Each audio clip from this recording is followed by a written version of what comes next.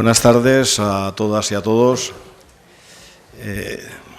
Vamos a comenzar con la conferencia que va a impartir don Bernardo del Rosal.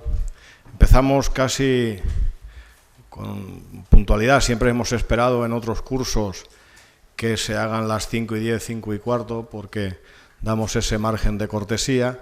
Pero como hoy la conferencia se va a retransmitir por video streaming a todos los compañeros del Colegio de Abogados de Alicante, que pueden conectarse por el ordenador o por la tablet, entonces vamos a empezar con esta puntualidad. Como os he dicho, luego pasaré a presentar al ponente y la conferencia. Pero hoy es la primera conferencia la primera jornada que se va a retransmitir por video streaming. Era algo que llevábamos trabajando mucho tiempo. El Colegio de Abogados de Alicante, como sabéis, no está solo constituido por la sede de Alicante, la sede central, sino que tenemos delegaciones, algunas como Denia, a 100 y pico kilómetros, Villena también a 90 kilómetros, Elda, no hace falta que os diga toda, Benidorm. Y por lo tanto entendemos que si bien la formación tiene que ser mayoritariamente presencial, gratuita y presencial, lo cierto y verdad es que hay algunas conferencias que no son demandadas desde las delegaciones, pero que por la agenda de los ponentes no se pueden llevar presencialmente a estas delegaciones, con lo cual tenemos que apostar por este sistema de video streaming para que todos los compañeros, cuando le interese una conferencia, esperemos que ahora haya muchos conectados. No sé si María José, si los tengo que saludar, me estarán viendo, pues los saludo, estoy a las nuevas tecnologías, y por eso vamos a utilizar este sistema en alguna ocasión. Bueno, dicho esto, y dándole las gracias a todos los empleados del colegio, sobre todo los que están en nuevas tecnologías, Juan Alejandro, Juan y María José, y a los que están en la comisión de comunicación y nuevas tecnologías, como son Alex, Ana Gutiérrez, Javier y los dos diputados de la Junta, Miguel Ángel Martínez y Gracia Carrión, y yo mismo, que también estoy en esa comisión. Pues daros las gracias, voy a personalizarlo en María José, que se está tomando mucho interés porque todos tengamos acceso a las nuevas tecnologías.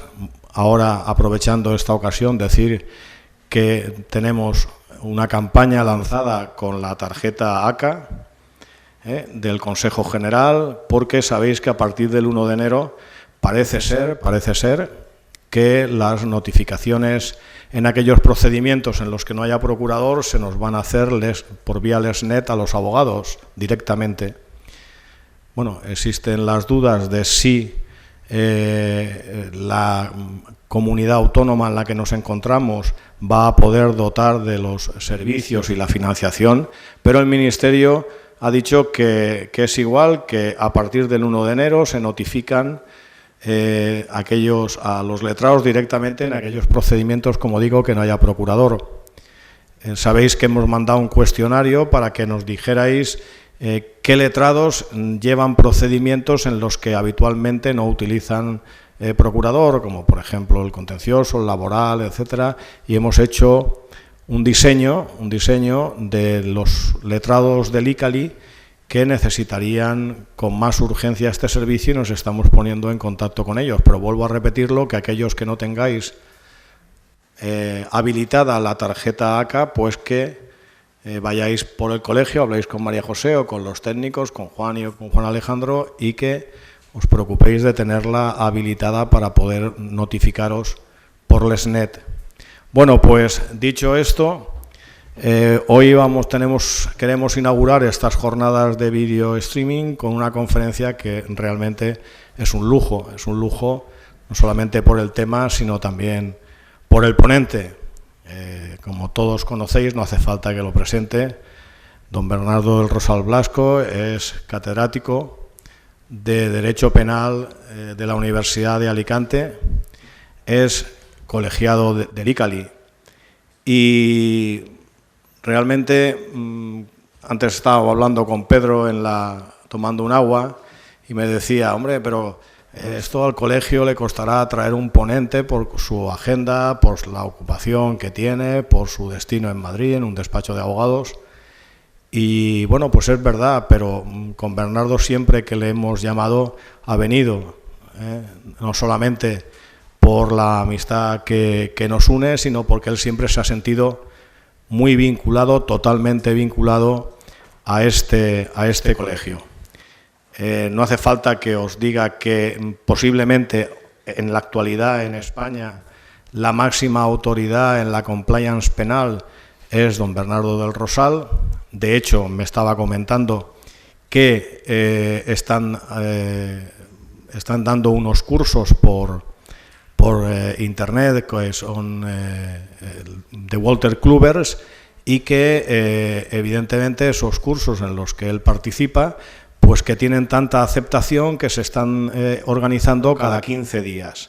No sé si vosotros conocéis, pero vamos, se han difundido, por lo tanto, evidentemente tenemos un verdadero entendido en la materia. El tema de la conferencia, la compliance penal, un nuevo campo de trabajo para los abogados, pues el título lo dice todo. Ayer estuve en Información Televisión hablando de esta conferencia y es verdad que se ha abierto un campo de actuación para los abogados. Cierto es que por ahora no existe ninguna titulación para que alguien se titule Compliance Officer, porque no lo existe. Sí que hay una norma ISO, la 19.600, creo recordar, que hace unas recomendaciones respecto de cómo tienen que ser estos modelos de organización y gestión, pero no hay una titulación. Llevamos un tiempo hablando, Bernardo y yo, y también he hablado con la Facultad de Derecho de la Universidad de Alicante, al igual que han hecho un par de universidades en España para hacer un curso que bien pueda ser de especialista, bien pueda ser de experto, para que tengamos una certificación los compañeros que queramos hacer ese curso y que nos permita pues actuar con más solvencia en este campo de la responsabilidad penal de las empresas. Tenéis que tener en cuenta que ahora mismo cualquiera de nosotros podía hacer un modelo de organización y gestión, lo que se llaman los sistemas de compliance, pero también es cierto que sería arriesgado. Bueno, pues no me voy a extender más porque estaréis todos deseando escuchar a Bernardo, pero sí que voy a decir algo que me ha comentado, y es que cuando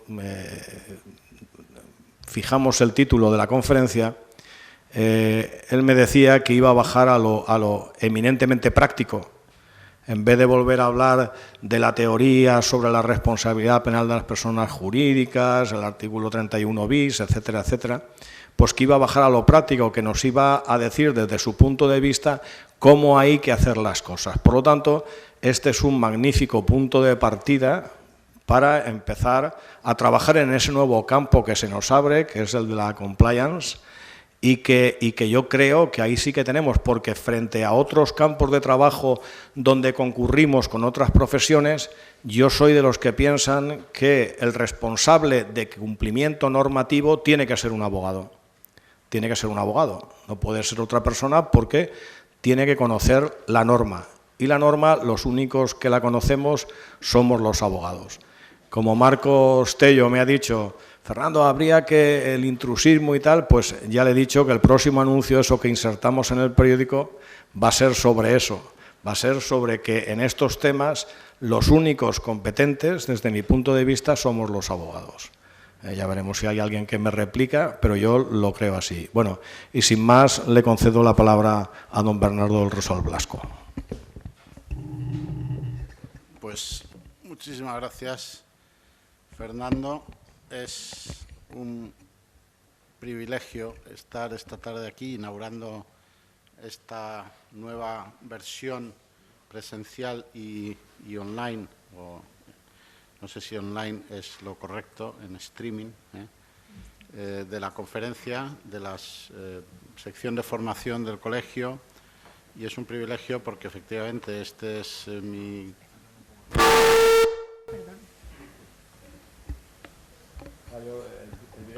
A ver, son los problemas del directo, compañeros. Es, como digo, un privilegio porque efectivamente este es mi colegio al que me siento no solo profesional, sino emocionalmente muy vinculado, y en Alicante está también mi universidad.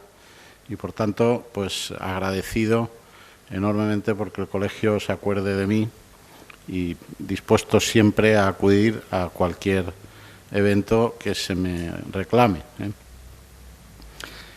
Fernando, aparte de decano, es muy amigo, entonces yo creo que ha exagerado. Hay mucha gente que sabe de esto, mucho más que yo, pero sí que es verdad que yo sé mucho más que mucha gente, tampoco vamos a desmerecerlo, porque la necesidad obliga. Es decir, yo era una práctica que desconocía antes de que aterrizaran en el 2010 la reforma penal de la responsabilidad de las personas jurídicas, y en ese momento, pues lógicamente presionado por los propios clientes que querían saber, que tenían mucha inquietud, pues fue cuando empecé a trabajar y a en fin, profundizar un poco en estos temas. Y luego sí que es verdad que tengo bastante experiencia personal en empresas. Es verdad que la mayoría de tamaño grande, pero en el fondo, al final, en España hay muchas empresas grandes que se gestionan como una mercería, aunque parezca mentira. Y por tanto, mucha de la problemática que las empresas tienen que enfrentar, pues es común en grandes, en medianas y en pequeñas empresas. Yo efectivamente hoy no tengo intención de entrar en la discusión teórica ni en los fundamentos, no voy a entrar en nada de eso. Voy a descender para intentar ser didáctico y práctico a cómo hay que enfrentar este tipo de tarea, porque yo he visto en los compañeros, y digo he visto en los compañeros porque efectivamente ese curso del que hablaba Fernando es un curso que vamos ya por la 10ª edición en este momento, y es que cada 15 días es un curso de unos 3 meses y medio de duración, y es que cada 15 días estamos con una edición nueva porque hay muchísima demanda y hay muchas preguntas que se repiten y mucha leyenda urbana en este tipo de temas. Oiga, ¿me puede dar un manual de prevención? ¿Nos podría colgar un manual de prevención? ¿Nos podría facilitar la plantilla para hacer el plan de prevención? El cliente me ha pedido que el despacho de abogados asuma esas funciones. Yo lo debo de asumir. En fin, todo este tipo de decisiones son decisiones basadas en un cierto equívoco, y desde luego un plan de prevención de delitos en una empresa es un traje a medida. Luego no pueden existir modelos, no es como el programa Padre, que uno rellena los datos, pone sus ingresos y el programa automáticamente te calcula los impuestos, sino que un plan de prevención es un traje a medida de una empresa, porque el primer paso del plan de prevención, que es la evaluación de los riesgos, es una evaluación que se hace en función de las características peculiares y particulares de esa empresa. No vale el mismo plan para dos empresas, aunque se dediquen a lo mismo y tengan el mismo número de trabajadores, porque la administración es diferente, porque los empleados son diferentes, porque nunca la organización funciona igual, es idéntica. Entonces, a partir de ahí se puede uno servir de elementos de inspiración. Y uno puede, en la red, uno mete en la red el nombre de una empresa y pone compliance, y ahí empiezan a salir documentos de la Bayer, de la Siemens, de Airbus, o sea, pero para aburrirse. Y como uno maneja el inglés ya, no tiene tiempo, aunque tuviera 3 vidas profesionales, de leerse todo lo que hay en la red, de documentos, de códigos de conducta, de políticas, etcétera, y no hay dos iguales. No hay dos iguales. Luego, evidentemente, no puede existir un modelo. Esa norma ISO 19600 es un documento interesante de referencia, como hay cientos en la red. Hasta la OCDE y el Banco Mundial tienen publicado un manual de ética de empresas colgado en la red, que es un tocho así de gordo, que es interesantísimo y del que uno saca muchísima información y muy valiosa. Pero no hay colgado en la red un modelo estándar. Se ha intentado hacer un modelo estándar en el ámbito farmacéutico, por Australia, por Canadá, etcétera, pero es muy difícil. Y de hecho la norma ISO 19600 es una norma que no te acredita, no es una norma que certifique nada, es una norma orientadora. Entonces, voy a intentar hoy explicar no tanto cómo se debe de hacer, sino cómo entiendo yo que se debe hacer. Y yo con esto lo que pretendo es únicamente aportaros, como compañeros, información y elementos de valoración por vuestra parte. Pero, por supuesto, lo que yo diga aquí no es lo único válido, y hay muchísima gente que está haciendo muchas cosas. Estamos entrando en competencia con los auditores, estamos entrando en competencia con los economistas, hay muchos profesionales que han visto aquí un nicho de mercado importante, y, por tanto, tenemos que intentar formarnos bien para poder competir, porque hay una cosa que ha dicho Fernando y es verdad. A lo mejor no somos los únicos profesionales competentes para hacer esto, pero somos los más competentes. Y siempre que haya un plan de prevención por en medio, debe de haber un jurista orientando, porque el plan de prevención es un plan de prevención de delitos. No estamos hablando de riesgos operacionales, no estamos hablando de riesgos financieros, no estamos hablando de riesgos de comisión de hechos delictivos. Entonces, yo creo que los abogados podemos prestar un buen servicio a la comunidad y a las empresas. Y hay, además, grandes sectores de empresas, las pequeñas y las medianas, a las que se les puede ayudar sin tampoco mucha dificultad.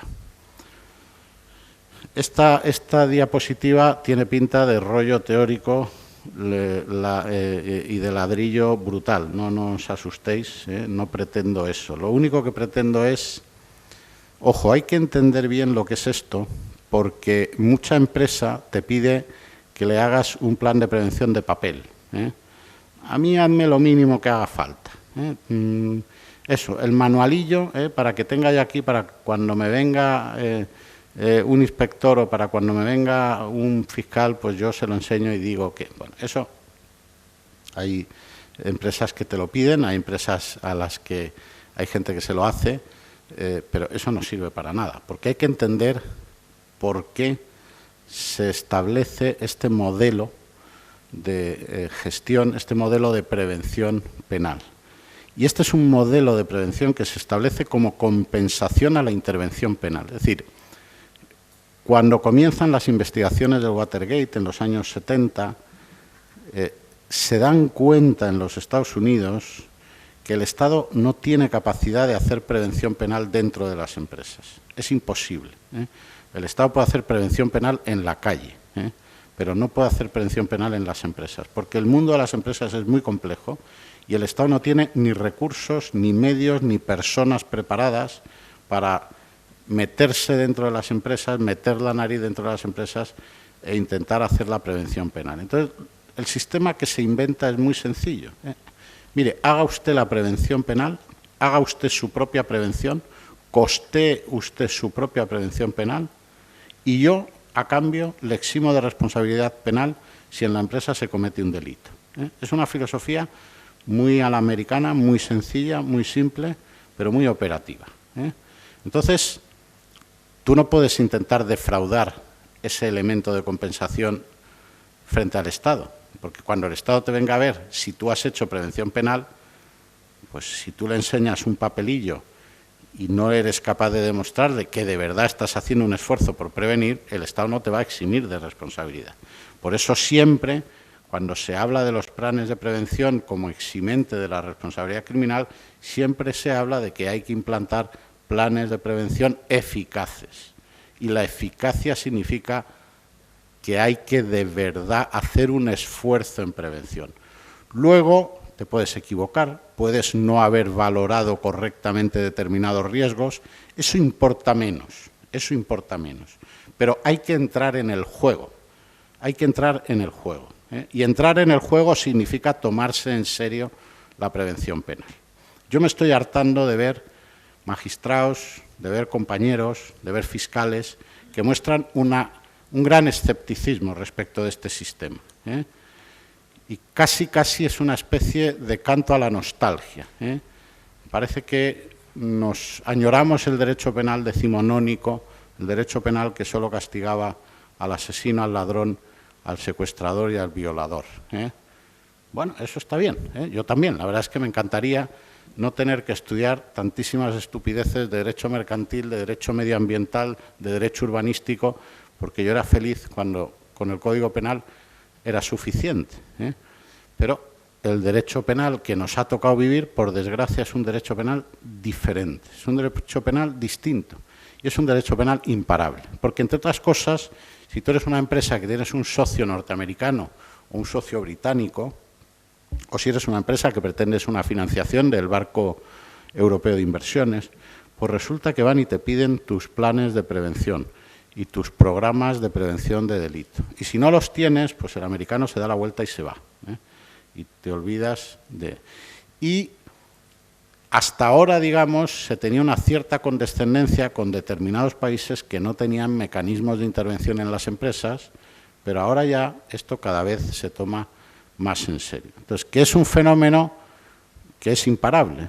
La velocidad está siendo mucho más lenta que en otros países, porque es verdad que choca contra nuestra cultura, no tenemos esta cultura de la virtud permanente a lo largo de la vida, nosotros tenemos más la cultura, alguna vez lo he dicho yo, la cultura católica del arrepentimiento final, tú eres un golfo toda la vida, antes de morirte te arrepientes y vas al cielo, y esto es más protestante, esto es más calvinista, virtud toda la vida, y claro, nos cuesta mucho asumirlo, pero es un sistema imparable, y por tanto es un juego en el que necesariamente hay que entrar, y sobre todo determinadas empresas que quieren jugar un determinado papel como actores del mundo económico tienen que entrar a él.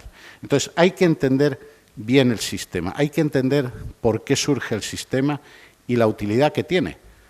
Es muy importante a los administradores de las empresas venderle no solo el programa para prevenir delitos de la empresa y que la empresa se exima de responsabilidad criminal, también hay que venderles la idea de que, ojo, con un programa de prevención y con un responsable de prevención, tú te estás liberando de parte de tu responsabilidad. No de toda, pero tú ya solo tienes como función vigilar al vigilante. Ya no tienes que vigilar a todos los empleados. A los empleados los vigila el vigilante. Tu única misión, tu única responsabilidad ahora es vigilar al vigilante, que lo haga bien, y, eso sí, reaccionar frente a los incumplimientos, las disfunciones, los problemas que el vigilante te comunique. Con lo cual, no es un cortafuegos, porque no lo es, pero sí que es una cierta protección para la propia responsabilidad penal de los administradores por omisión. Y recordarle, además, que la jurisprudencia del Supremo es bastante estricta en cuanto a la responsabilidad penal de los administradores. Es verdad que con la última reforma de la Ley de Sociedades de Capital se está intentando un poco limitar, pero en cualquier caso, desde el punto de vista penal, la responsabilidad por omisión del administrador por delito de los empleados es muy extensiva. Y luego es importante también saber que nosotros no nos hemos inventado nada. La legislación española, aparte de que es una copia de la legislación italiana, pero es que a su vez la legislación italiana es una copia de la legislación federal norteamericana. Y, por tanto, esto está adquiriendo ya unas características de estandarización internacional que cuando te viene un norteamericano sabe perfectamente lo que te está pidiendo y sabe perfectamente lo que tú tienes que haber hecho y sabe perfectamente cómo lo tienes que haber hecho. No le puedes engañar, no le puedes decir que es que el jamón serrano solo se hace en España, porque te va a decir que no, que eso no es jamón serrano, que eso es lo mismo que él tiene en su empresa y que tú tienes que tener lo mismo que él tiene. Y por eso hay que trasladarle a las empresas este mensaje, de decir, si es que estamos inmersos en un mundo global en el que todas estas normas son normas estándares, igual que ocurre con protección de datos, igual que ocurre con blanqueo de capitales. Es más, con protección de datos hay algunas diferencias más entre Europa y Estados Unidos, pero con blanqueo de capitales, con prevención de delitos, cada vez somos más iguales, para bien y para mal. Bien, entrando ya en el terreno concreto, ya sabéis que en la reforma de la Ley Orgánica 1/2015 se exime de responsabilidad penal por primera vez a las personas jurídicas siempre que se den una serie de requisitos. El primero es que el órgano de administración haya adoptado y ejecutado con eficacia, antes de la comisión del delito, un modelo de organización y gestión que incluya medidas de vigilancia y control idóneas para prevenir delitos de la misma naturaleza o para reducir de forma significativa el riesgo de su comisión. Fijaros que habla de un modelo de organización y gestión. No se os olviden estas palabras, por lo que luego vamos a decir. El plan de prevención es una especie de virus que penetra en la gestión de la empresa. Es una forma de gestionar la empresa. Esto hay que tenerlo muy presente porque a la hora de hacer la evaluación de los riesgos no se puede uno olvidar de esto, que la evaluación de riesgos en materia de prevención de delitos no se puede hacer chupando el dedo y levantándolo a ver por dónde viene el viento, sino que hay que tener una metodología y una sistemática y hay que ser conscientes de que hay que mirarle las tripas a la empresa y a sus mecanismos de gestión y a su modelo de gestión. Luego, se tiene que nombrar a un órgano responsable de la persona jurídica. Esto no es problemático desde el punto de vista teórico, pero es una de las decisiones más complicadas para las empresas. ¿A quién ponemos a cumplir estas funciones? Luego entraremos más en profundidad. Y luego, bueno, no vamos a entrar en estos temas hoy. Los autores individuales tienen que haber cometido el delito eludiendo el modelo, eludiendo las normas del modelo, y no se tiene que haber producido una omisión de las funciones de vigilancia. ¿Qué tiene que tener ese modelo de gestión? El Código Penal es bastante explícito. Se le ha criticado que el Código Penal se meta en estas historias, que esto debería de estar en una ley societaria. Bueno, pues podemos pasarnos una hora aquí discutiendo sobre si esto debería estar en el Código Penal en una ley societaria, pero es que está en el Código Penal y, por tanto, vamos a ver qué dice el Código Penal. A mí me parece bien que esté en el Código Penal y que el Código Penal te explique qué es eso de un modelo de gestión, de supervisión y de gestión que incluya las medidas de vigilancia y control. Y me parece bien que el Código Penal dé una orientación. No se está inventando nada el Código Penal. El Código Penal está recogiendo estándares internacionales, pero está bien que lo explique porque da una orientación bastante clara. Y lo que dice el Código Penal es de cajón. Hay que empezar con una evaluación de los riesgos. Hay que empezar identificando los riesgos. Si queremos prevenir conductas delictivas, tendremos primero que evaluar qué riesgos tenemos de cometer qué conductas delictivas en la empresa. Porque, lógicamente, no todas las empresas tienen obligación de prevenir todos aquellos delitos que puede cometer una persona jurídica. Evidentemente, no. Solamente tiene que evaluar los riesgos de comisión, primero, de los delitos que en la empresa se puedan dar. Y dentro de ese conjunto de delitos, de los que haya verdaderamente un riesgo de cometerse. En segundo lugar, y casi el segundo y el tercer requisito es lo mismo. Aquí la redacción es un poco confusa y, de hecho, hay quien interpreta mal el tercer requisito, porque hay quien dice, no, cuando el Código habla de dispondrán de modelos de gestión de los recursos financieros adecuados para impedir la comisión de los delitos, yo he oído a gente que dice, no, aquí lo que está diciendo es que el compliance tiene que tener los recursos adecuados. No, no es eso, no se está refiriendo a eso. Que el compliance tiene que tener los recursos adecuados es evidente, porque si no el plan no es eficaz, ¿eh? Y eso va implícita en la idea de la eficacia del plan. Aquí en realidad lo que se está refiriendo es que también en el ámbito financiero pues tiene que haber protocolos o procedimientos que concreten el proceso de formación de la voluntad y la toma de decisiones. Lo que pasa que parece que el legislador, copiándolo del legislador italiano, ha querido ser un poco más insistente en la gestión en el ámbito financiero. Pero yo creo que segundo y tercer requisito hablan más o menos de lo mismo.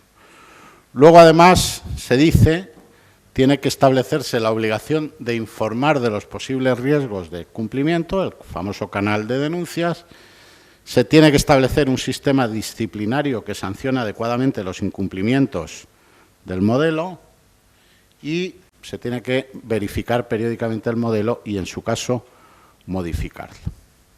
Vamos a ir viendo con un poco más de detalle cada uno de esos requisitos. Pero vamos a empezar por el primero. El primero es el más importante. Esto es la clave de bóveda, la evaluación de los riesgos. Esto es fundamental, absolutamente fundamental. Como este paso lo demos mal, todo lo demás no sirve para nada. Si yo no evalúo bien los riesgos, ¿cómo puedo construir un sistema que está hecho para prevenir unos riesgos que yo no he sabido detectar? Entonces, lo primero que hay que hacer es la evaluación de los riesgos. Y aquí hay dos elementos a tener en consideración, que se pueden tener en consideración. El primero se debe, el segundo se puede. El primero hay que implicar a la empresa.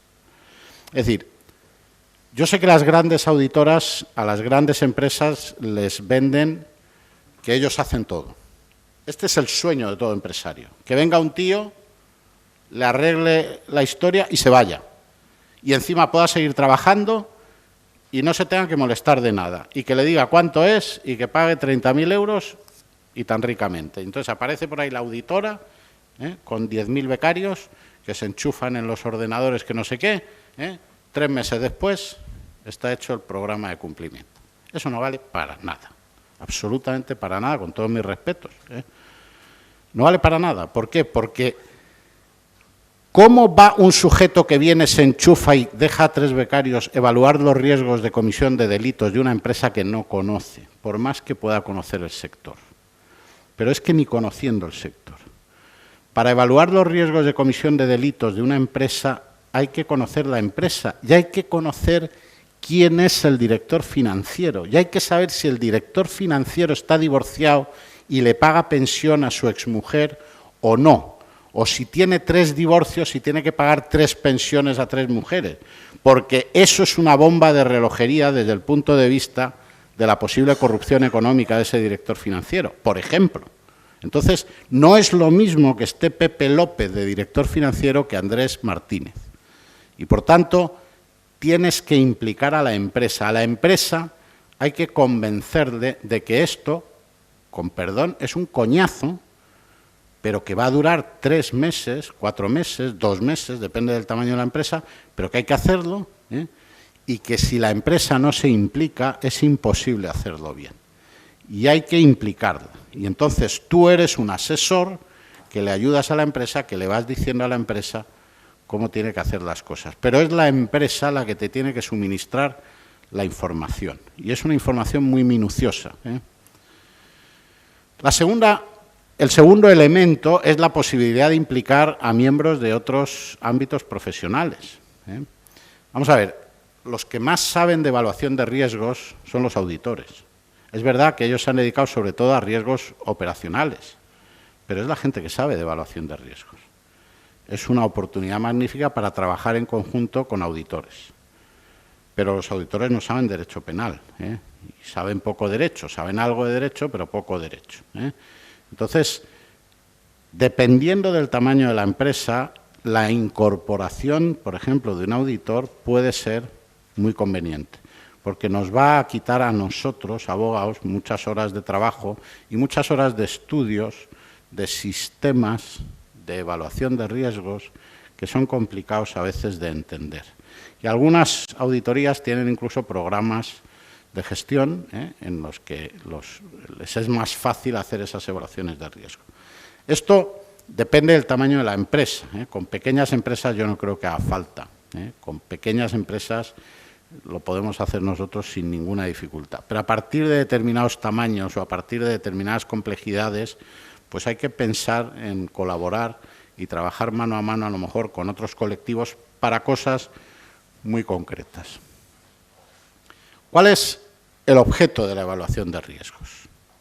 Pues, obviamente, determinados delitos. ¿Todos los delitos? No. Solo los delitos que puede cometer una empresa. Es decir, una empresa funeraria, pues es muy raro que pueda cometer trata de blancas o que pueda cometer delitos relativos a la prostitución. Pues no tiene uno que evaluar los riesgos de posible comisión de los delitos contra la prostitución o trata de blancas en una empresa de esas características. Es raro también que una empresa funeraria haya riesgos de comisión de delitos de blanqueo de capitales. Pero, sin embargo, otras empresas, claro que tienen riesgo de comisión de delitos de blanqueo de capitales. O una empresa de transporte, a lo mejor, que tiene mucho negocio pues, en el norte de África. Pues ahí a lo mejor ya sí que hay que empezar a pensar en la posibilidad del problema de la trata de blancas. Entonces, lo que hay que delimitar es, primero, un grupo de delitos que pueden ser cometidos en esa empresa. Eso lo puede hacer uno solo o también ayudado por la empresa.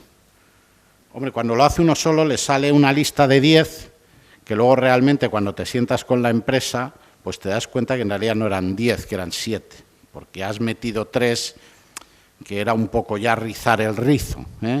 Entonces, lo primero es que hay que acotar es qué delitos se pueden cometer en esa empresa. Hombre, cuando ya conoces el negocio es mucho más fácil de hacerlo. Cuando te piden hacer un programa de cumplimiento en un sector que desconoces, pues te cuesta un poco más. Pero nada que no se pueda averiguar. Compliance, nombre de la empresa competidora, y ahí te sale información también. Y resulta que ves que tiene el código de conducta o que tiene las políticas. Es decir, que hay maneras también de informarse eso.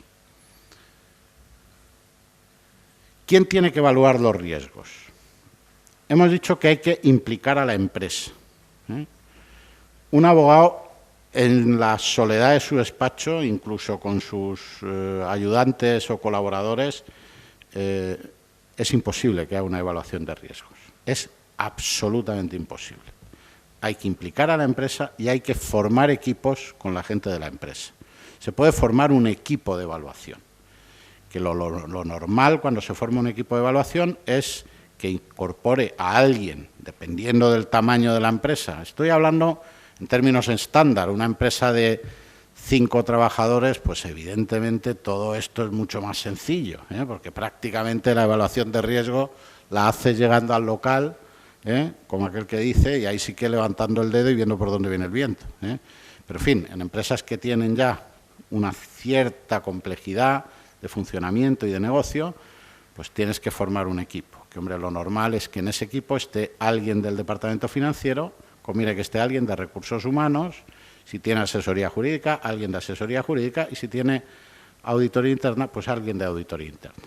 A lo mejor puedes prescindir del departamento jurídico, si es que no hay departamento jurídico, tú eres el asesor externo y no tienes departamento jurídico, etcétera, pero conviene que haya un equipo. ¿Por qué? Porque ese equipo va a ser el que luego, de lo que le cuelga a él, el que va a obtener la mayor información que nos tiene que suministrar para saber cómo hacer la evaluación de los riesgos.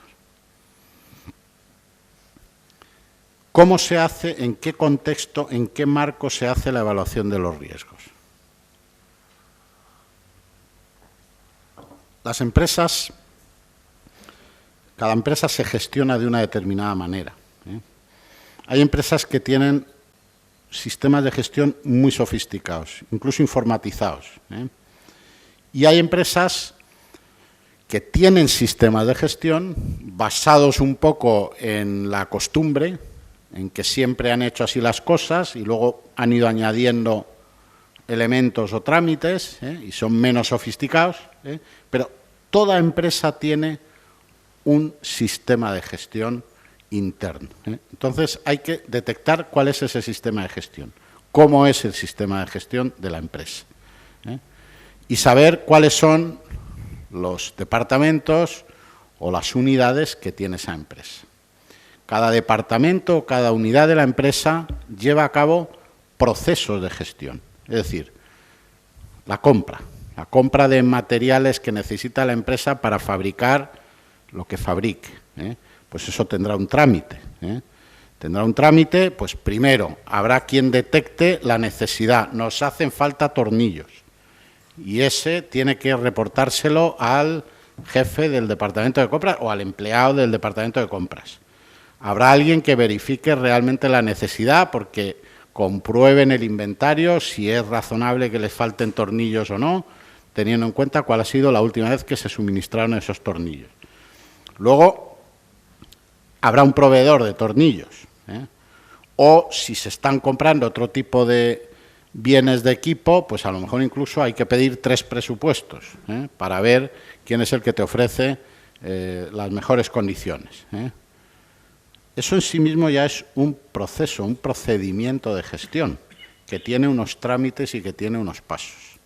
Entonces, dentro de cada unidad o departamento hay que saber qué hace cada unidad y cada departamento. Hay que saber qué procedimientos de gestión llevan a cabo. Hay empresas que lo tienen completamente informatizado. Hay empresas de sectores, por ejemplo, las empresas del sector de seguros están obligadas a llevar una gestión muy sofisticada. En ese caso es mucho más fácil hacer la evaluación de riesgos. Pero en otros casos es mucho más complicado porque tienes que conseguir que te suministren la información de los diferentes pasos que dan para compras, para ventas, quién es el que encarga la compra, quién es el que paga, cómo se paga. El procedimiento, por ejemplo, de reintegro de gastos en empresas que tienen muchos agentes comerciales. Bueno, pues todo eso hay que conocerlo, porque ahí es donde se empiezan a detectar, con ese conocimiento de cómo se hacen las cosas, se empiezan a detectar los riesgos. Por ejemplo, empresa que a la hora de reembolsar gastos a los viajantes es muy poco exigente en el pago de esos reembolsos. No piden nada, simplemente tiene que llegar ahí el tío y decir, mira, he estado 3 noches de hotel, que me ha costado no sé qué, y ya está. Y luego, bueno, sí, algunos gastos extraordinarios que no sean hoteles y comidas, pues te trae el ticket. Bueno, pues obviamente eso es un riesgo enorme de que ese sujeto pueda hacer pagos indebidos a terceros con ese dinero que tú le estás pagando a la ligera. Porque si encima además el sueldo de ese sujeto es a comisión, con un fijo muy pequeño y un variable muy alto, pues ese está loco por conseguir negocio y sobornará a quien haga falta para conseguir negocio. Ahí hay un riesgo. Y tú como empresa eres responsable penal porque te está dando negocio a ti como empresa para engordar su variable. Bueno, pues ahí hay 2 procesos que hay que tener en cuenta: el proceso de reintegro de gastos a los que viajan y la política de remuneración a esos agentes comerciales que gastan. Como un proceso muy tolerante de justificación de gastos, con una política de reembolso, con una política de remuneración de una determinada manera, eso es una bomba explosiva. Ahí hay un riesgo penal serio, que hay que subsanarlo y que hay que ponerle remedio. Entonces, hay que saber lo que hace cada empresa en su actividad. Y eso es hacer evaluaciones de riesgos por establecimientos, departamentos, unidades, y dentro de cada departamento, unidad, etcétera, los procesos de gestión que hace.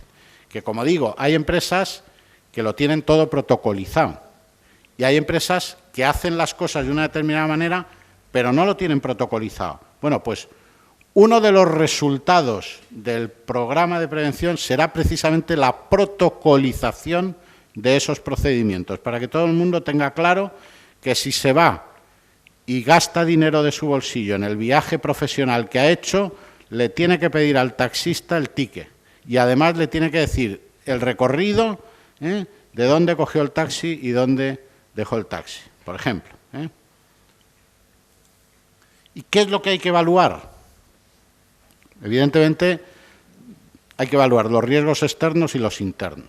Es decir, en todo eso hay que tener presente, por ejemplo, en qué país está operando la empresa.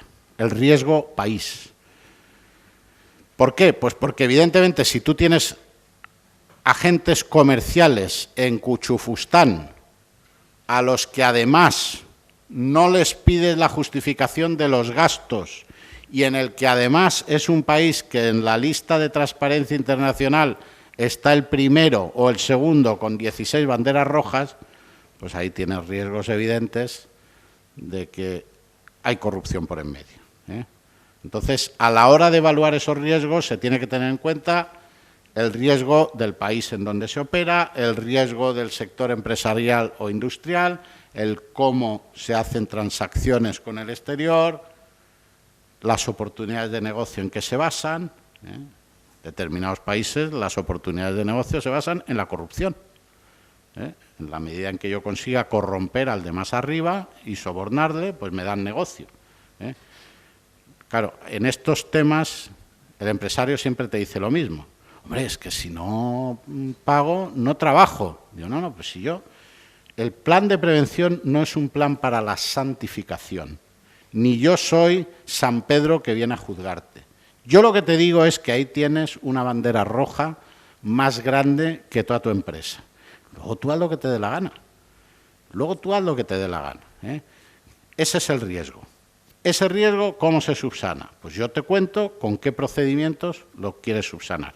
Pero luego es el empresario el que decide. Porque hay compañeros que se empeñan en santificar a sus clientes. Desde luego los que nos dedicamos al penal hace mucho que hemos dejado ese empeño. Porque si no, no come uno. Porque uno tiene clientes, pero no tiene santos. Entonces, eso hay que decírselo, pero luego ya la decisión es del cliente. Que yo le organizo el plan de prevención y luego él sigue sobornando en Cuchufustán. Bueno, pues allá él. Él está jugando a la lotería, está jugando a la ruleta. Y él sabe a lo que se expone. Luego no nos puede exigir a nosotros responsabilidades. Lo que no podemos hacer nosotros es un plan de prevención pensando en que pobrecito mío si no soborna no trabaja. Y por tanto yo no le voy a decir que aquí tiene un riesgo, yo le voy a decir que aquí va de primera comunión. No, porque la responsabilidad en ese caso es tuya, porque luego los clientes a veces son un poco desleales y te echan la culpa a ti de cuando a ellos les pillan y dices, yo hice lo que me dijo el abogado. Bueno, pues no, el abogado te dijo las cosas como son y luego tú tomas la decisión como quieras. Los socios de negocio. Obviamente, si uno hace una joint venture con la familia Corleone, pues ahí la verdad es que hay un riesgo notable de comisión de hechos delictivos. Y luego los riesgos internos. Los riesgos internos tienen mucho que ver con las políticas, los controles internos y los procedimientos que tenga internamente la empresa. Cuando se juntan riesgos externos con riesgos internos, pues es cuando aparece la bomba de relojería. En ese procedimiento en eso ejemplo que yo os ponía antes, empresa que tiene un sistema de justificación de gastos muy débil o un sistema de reembolso de gastos muy tolerante, junto con una política salarial donde el variable es muy alto y el fijo es muy bajo. Y además está operando, digo Cuchufustán por no mencionar, como esto va a salir a la red, no quisiera tener ningún problema con ningún país de los que no conviene tener problemas. Pues claro, eso ya es un riesgo extremo. O sea que esas evaluaciones, cuando uno está analizando el procedimiento de reintegro de gastos a los agentes comerciales, pues tiene que tener en cuenta todos esos elementos, en qué país opera, en qué sector de negocio, etcétera. Y ahí el riesgo será más alto o más bajo. ¿Cuál es ¿cómo se evalúan los riesgos? Es decir, ya sabemos que tenemos que evaluar riesgos externos, internos, que tenemos que conocer los procedimientos de la empresa, los procesos, en fin, ya estamos borrachos con toda la información que nos han dado, nos sabemos lo que hace, hasta Paquita, que es la recepcionista, en fin. Y ahora, ¿cómo se hace la evaluación de riesgos? ¿Cómo se evalúan esos riesgos? Bueno, hay montones de formas de hacer esa evaluación de riesgos, hay todo tipo de sistemas. Un sistema bastante utilizado en países anglosajones es el sistema de encuestas. Es decir, uno prepara unas encuestas que le pasan a los empleados. Obviamente, en las encuestas tú no puedes hacer preguntas tales como ¿usted estafa a sus proveedores? Porque entonces, ¿y esto qué es lo que es? No, hay que hacer preguntas pues de distinta forma. Usted, usted que es agente comercial, cuando viaja al extranjero, ¿le dan un dinero en efectivo antes de viajar? ¿Cómo tiene usted que justificar ese dinero una vez que ha vuelto? ¿Le piden a usted los comprobantes de todo? ¿Con qué extensión? Cuando tiene usted comidas de negocios, ¿tiene que explicar con quién ha comido? ¿Tiene que explicar el motivo? Ese tipo de preguntas son las que hay que generar. La primera vez te cuesta un montón hacer estos cuestionarios. Te cuesta un montón, porque nosotros somos abogados y no tenemos una gran vocación de ser policías.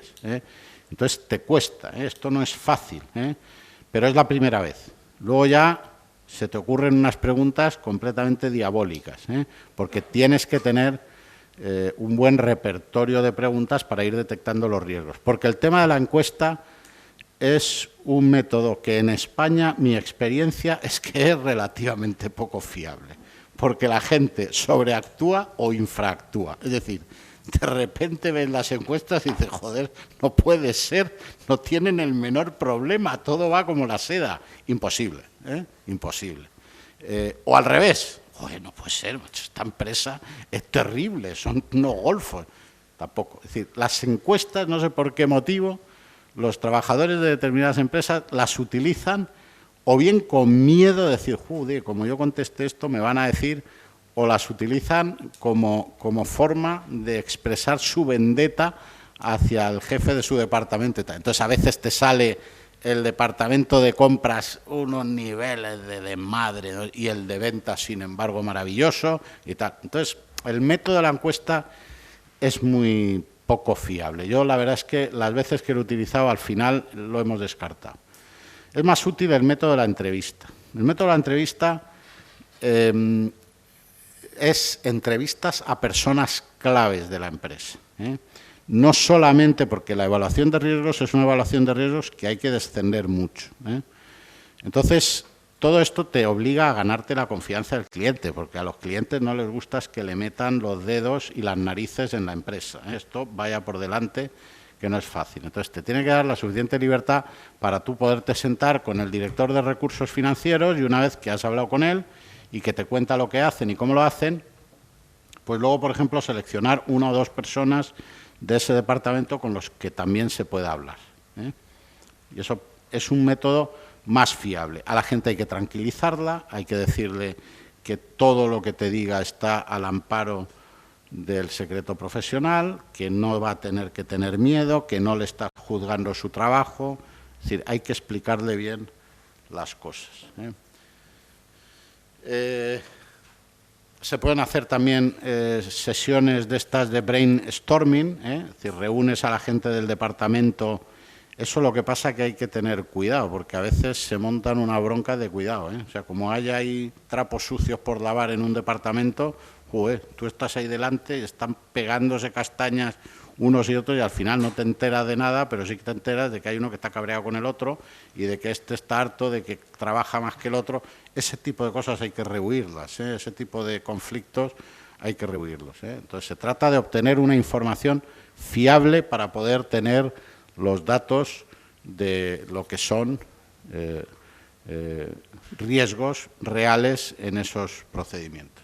A veces las fuentes externas son muy útiles. Es decir, a veces estamos en un sector empresarial en donde conocemos que hay 2 o 3 procedimientos penales en marcha por determinado tipo de conductas. Bueno, pues imaginaros ahora el sector de la construcción en Cataluña, el 3%. Bueno, pues si tú estás haciendo un plan de prevención de riesgos penales en una empresa de la construcción en Cataluña, eso te puede suministrar datos sobre qué tipo de conductas hay que prevenir.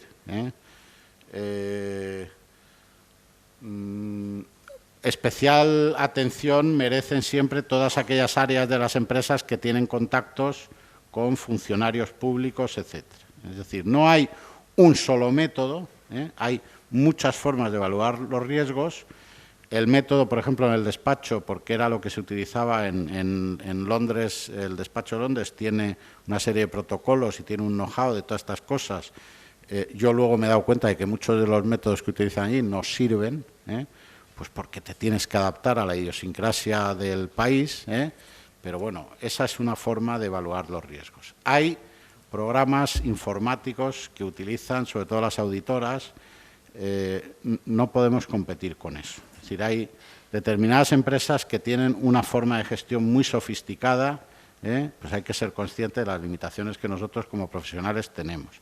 Si yo tienen una gestión súper sofisticada, informatizada, yo necesito un informático y un auditor o un experto en procesos de gestión que me ayude a hacer la evaluación de los riesgos. O sea que tampoco tenemos que intentar llegar a donde no somos capaces de llegar. Pero vamos, en empresas medianas y pequeñas yo creo que no va a haber ningún problema. ¿Cómo se califican los riesgos? Bueno, aquí hay formas estándar. Unos riesgos, los riesgos de comisión de sucesos futuros, ya sean riesgos operativos o de otra manera, se evalúan en función de la probabilidad y del impacto. Es decir, la probabilidad de comisión de un hecho es un elemento que hay que tener en cuenta, pero también el impacto. La probabilidad de que se dé un delito en una determinada empresa puede ser muy pequeña, pero el impacto que pueda tener esa empresa con la evidencia de que se ha cometido ese delito puede ser brutal y puede terminar con esa empresa pues porque tenga problemas de financiación, porque, en fin, por lo que sea, o porque opere en mercados en donde cualquier posible comisión de un hecho delictivo les aparte de esos mercados. Entonces hay que tener en cuenta esos 2 elementos, la probabilidad y el impacto. Hay en Internet, hay matrices de riesgos que te explican cómo se hace la probabilidad, cómo se valora la probabilidad del impacto, cómo se cruzan ambos valores. Ese manual de ética empresarial que os decía yo antes de la OCDE del Banco Mundial, que creo que es del año 2013, pues te lo explica también, y no es difícil de entender. Y a partir de ahí entonces se hace lo que se llama un mapa de riesgos, en donde ya uno tiene claramente el delito que se puede cometer, la conducta que se puede cometer, el departamento en donde se puede cometer, el proceso en el que se puede cometer esos riesgos. Ojo, los riesgos se evalúan en bruto, porque la empresa siempre tiende a decirte, bueno, no, pero esto no puede pasar porque tengo montado un sistema. Bueno, eso se tiene que ver luego. Lo primero que hay que ver es la posibilidad de que se cometa ese hecho delictivo. Y luego hay que ver si hay controles para que ese hecho delictivo no suceda. Y eso sería el siguiente paso. El siguiente paso es establecer los procedimientos de gestión. Ahora bien, para establecer los procedimientos de gestión, antes hay un paso, por así decir, intermedio. La empresa puede tener definidas políticas, es decir, tú ya has evaluado los riesgos de comisión de determinados delitos. Tú has evaluado ya esos riesgos, ya se sabe qué tipo de delitos se pueden cometer. Luego tienes que establecer unos procedimientos de gestión para que determinados riesgos se aminoren. Pero primero tienes que ver exactamente qué es lo que la empresa quiere hacer. Es decir, qué política quiere la empresa definir, por ejemplo, en el ámbito de la cortesía empresarial. Oiga, hay riesgo de que haga usted regalos a sus proveedores o a sus clientes, con lo cual hay un riesgo de que usted soborne a sus clientes para que le sigan manteniendo como proveedor. ¿Qué quiere usted hacer? ¿Quiere usted eliminar completamente la cortesía empresarial? ¿Quiere usted no hacer ningún regalo a nadie en Navidad? ¿O quiere usted hacer determinados regalos porque piensa que en el sector donde está tiene que mantener unos mínimos de cortesía empresarial? Bueno, pues definamos la política. Definamos la política en relación a la cortesía empresarial. Entonces, la política en relación a la cortesía empresarial es: la empresa rechaza ofrecer regalos a clientes que vayan más allá de lo que es la mera cortesía empresarial. Con lo cual, no estás prohibiendo los regalos, pero sí que los estás limitando. Y luego puedes establecer un procedimiento de gestión en el que incluso establezcas hasta una cantidad, hasta una cantidad máxima. Nosotros en el despacho tenemos algunos, pero los anglosajones para esto son la locura, y al final están movidos por un sentido práctico y acaban estableciendo, por ejemplo, límites cuantitativos. Entonces, nosotros tenemos prohibido aceptar comidas de más de 50 euros. ¿Sabéis el problema que es ese? Cuando te invita el cliente, joder, o le pides la factura y que te deje ver qué ha costado, y además, como el vino se exceda 3 euros de lo que estaba permitido que te pagara, ¿qué haces? ¿Le pones los 3 euros tú? Es decir, te acepto la invitación, pero permíteme. La verdad es que te coloca en unas situaciones complicadas, pero bueno, la empresa puede llegar hasta ese extremo, No se aceptan comidas con clientes por encima de 50 euros. O, eso es más fácil, no se acepta hacer invitaciones por encima de los 50 euros. De tal manera que si se te va la mano, pues eso lo pagas tú. La empresa solo te va a pagar 50 euros. Y además, no solo lo pagas tú, sino que encima te reconvienen y te montan la bronca porque se te ha ido la mano. Pero hay que definir las políticas de lo que se quiere hacer en cada ámbito. Las políticas de cortesía empresarial, de patrocinios, etcétera. Vamos a patrocinar, pero vamos a patrocinar lo que no tenga nada que ver con nuestro negocio. Nosotros que nos dedicamos a fabricar zapatos y zapatillas deportivas, no vamos a patrocinar a ningún equipo deportivo. O vamos a patrocinar solo a equipos deportivos de colegios de primera enseñanza. Hay que definir la política porque los procedimientos tienen que ajustarse a las políticas, pero tú no puedes establecer procedimientos sin tener una política definida. Lo que suelen hacer las empresas es que definen un código de conducta. El código de conducta es, bueno, una compilación de buenos propósitos de la empresa, donde dice que, como la Constitución del 12, ¿no?, que los españoles eran benéficos y no sé qué, pues es lo mismo. Esta empresa es benéfica y honorable y tal, y luchamos contra la corrupción, y luchamos contra no sé qué, y luchamos contra no sé qué.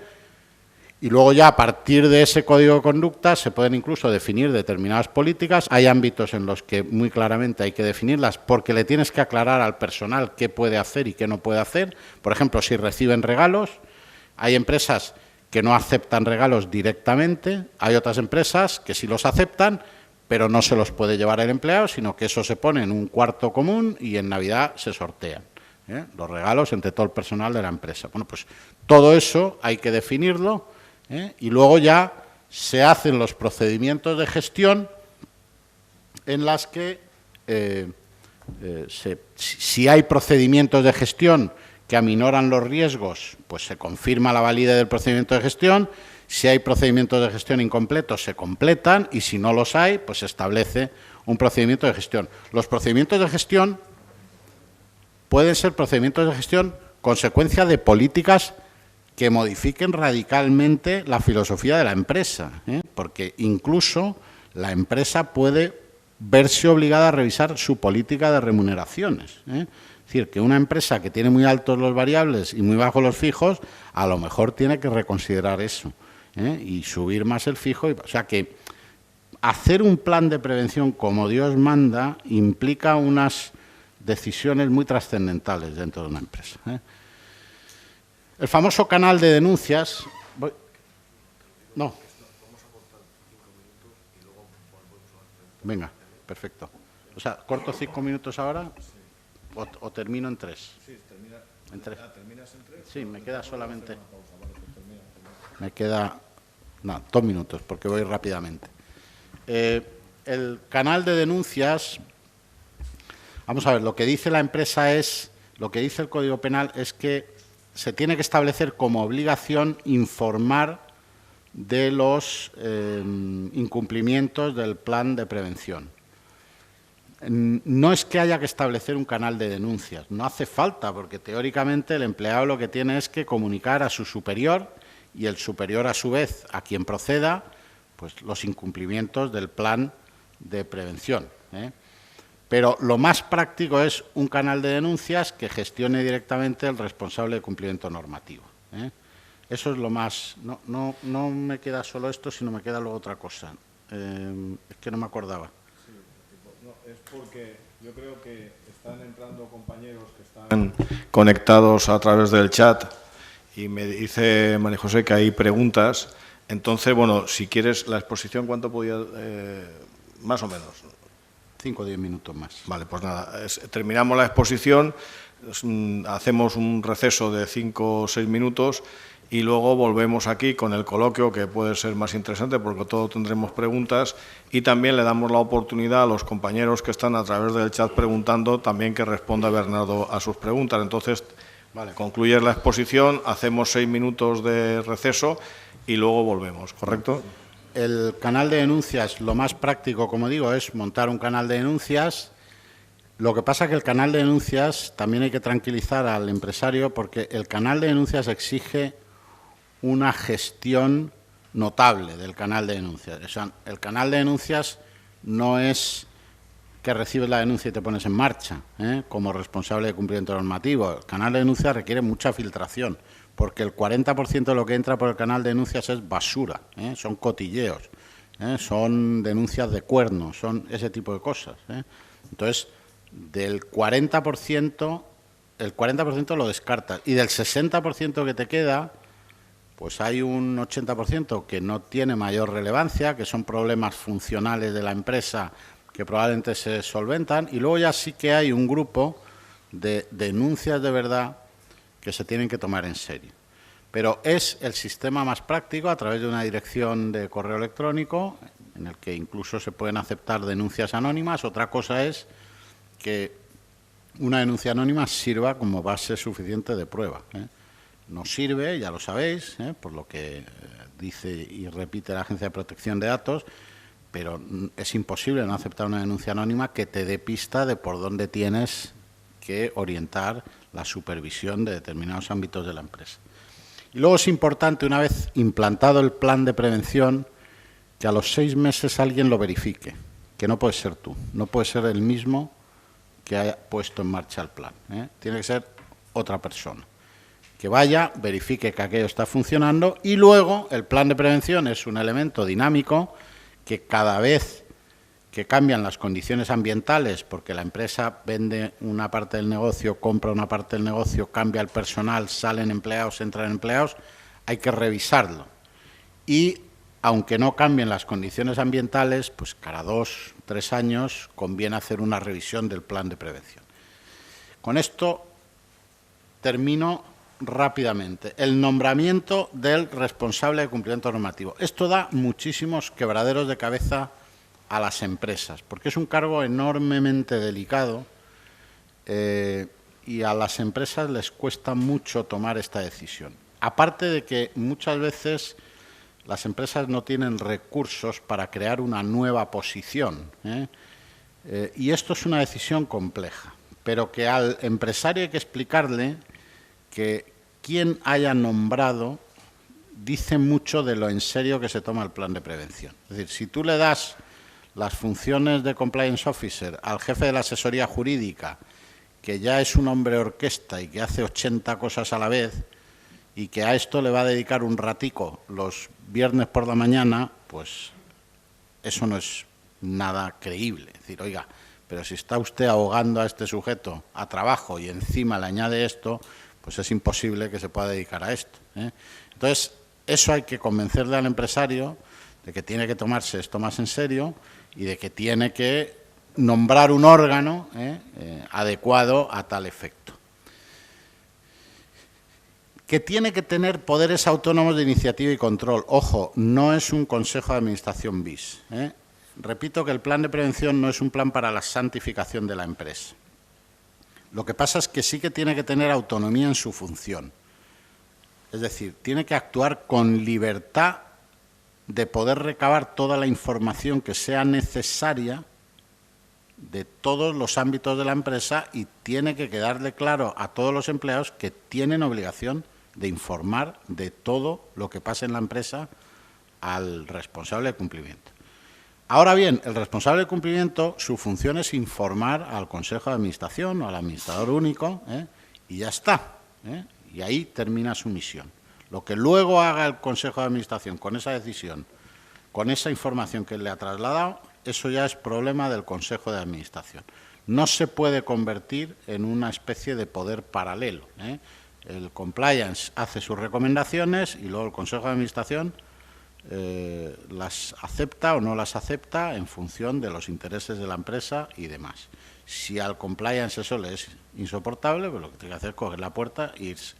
Pero no se puede convertir en una especie de órgano paralelo de gestión. Tiene que ser un órgano colegiado, un órgano unipersonal, eso la ley no dice nada.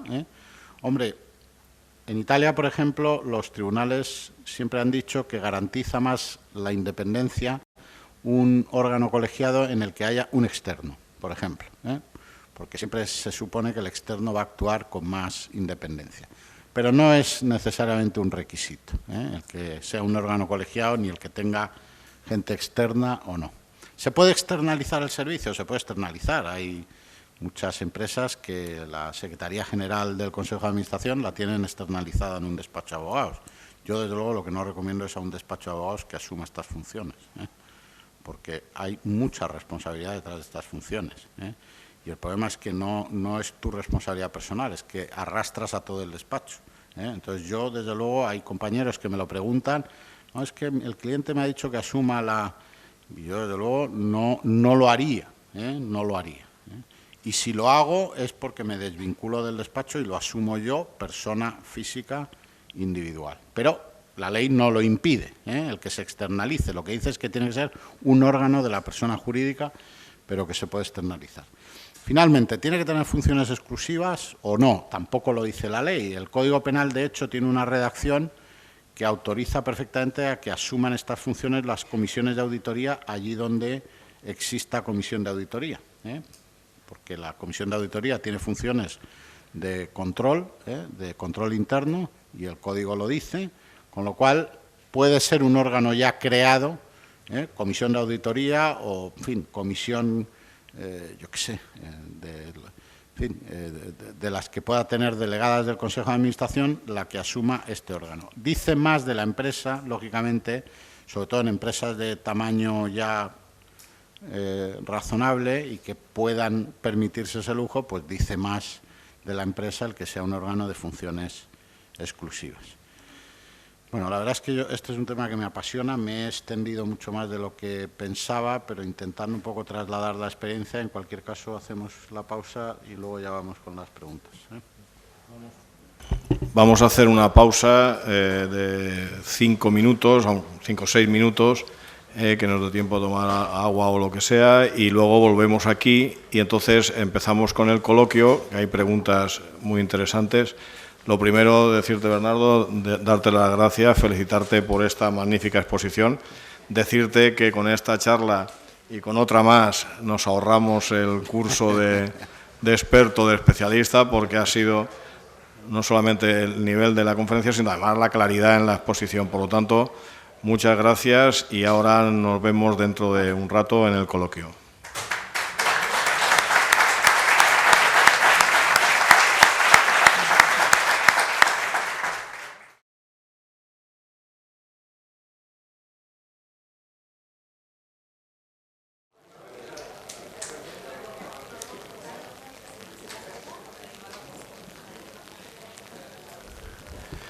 Bueno, continuamos. Vamos a empezar con el coloquio. Bueno, yo quisiera hacer dos preguntitas. Nuestro ponente. Vamos a ver, muchos compañeros con los que he tenido ocasión de hablar les preocupa la cuestión de la responsabilidad que se puede asumir por parte del compliance officer. Entendemos que la pregunta la hacen abogados, entonces, oye, incluso me decía un compañero, Mariano Paniagua, que esto a lo mejor es la figura del que se queda en una empresa o lo contratan y tal para que se lleve todos los golpes, ¿no?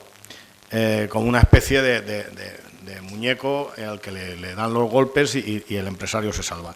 Yo te he querido entender que si el compliance officer pues dice o da sus recomendaciones al empresario y el empresario no salva su responsabilidad, es lo que te prendería. ¿Esas recomendaciones tienen que constar por escrito o tienen que constar en los acuerdos del Consejo de Administración o de los distintos comités de la empresa? ¿Deben de constar por escrito para salvar tu responsabilidad? Primero, dos cosas. Una, la responsabilidad del abogado, que en este caso es compliance officer, y segundo, esas recomendaciones que salvan la responsabilidad del compliance officer tienen que ser por escrito o constar en algún acuerdo, en algún acta de la sociedad. Vamos a ver, todo este proceso que yo explicaba antes es esencial documentarlo, ¿eh? Todo tiene que empezar por un acuerdo del Consejo de Administración. El Consejo de Administración tiene que, porque es lo que exige el Código Penal, y eso hay que convencerle al empresario que o un acuerdo del Consejo de Administración o una decisión del administrador único que deciden poner en funcionamiento un programa de prevención de delitos en los términos exigidos por la ley. Se puede nombrar al compliance desde el principio y que el compliance sea el que contribuya a elaborar el plan, o alguien puede entrar ya con un plan elaborado y que empieza a ser el compliance officer. Yo, desde luego, si a mí me eligieran compliance officer de una empresa, yo lo primero que exigiría es un reglamento de funcionamiento del órgano aprobado por el Consejo de Administración, entre cuyas responsabilidades se estableciera un informe por lo menos anual al Consejo de Administración, ¿eh? Y además un informe escrito cada vez que se detecte al Consejo de Administración, al consejero delegado, al presidente, es decir, tener a quien poder reportar en la empresa y, en la medida de lo posible, que sean reportes escritos y que quede constancia de ese informe, porque la obligación del responsable de cumplimiento es informar a quien puede subsanar la situación, ¿eh? Porque el compliance, lo que no puede tener el compliance son potestades disciplinarias, eso es evidente. No es posible, para eso está recursos humanos, ¿eh? Y el compliance probablemente tampoco le puede dar orden a un departamento para que cambie la forma de funcionar, pero el consejero delegado sí, o el Consejo de Administración sí, o el director general sí. Entonces, la manera de salvar esa responsabilidad, por supuesto, es eso, ¿eh? Es estableciendo un órgano en el que haya un reglamento de funcionamiento, en el que se diga cómo tiene que operar, cómo tiene que funcionar, las capacidades que tiene para investigar, las capacidades que tiene para recabar información, etcétera, ¿eh? Porque, desde luego, el compliance asume una gran responsabilidad y esto la gente no es muy consciente de ello, ¿eh? No es un cortafuegos completo, pero sí que libera al Consejo de Administración de una responsabilidad importante, ¿eh? Es decir, parte de la posición de garante del Consejo de Administración se desplaza al compliance officer, eso es evidente. Bien, bueno, vamos a ir simultaneando alguna pregunta aquí entre los compañeros que están presenciando esta jornada, y luego yo intercalaré también alguna pregunta de los compañeros que han entrado en el chat. Entonces, si queréis una pregunta, levantáis la mano. A ver, primero el compañero que... un momento, Nacho, estaba por ahí, ¿no?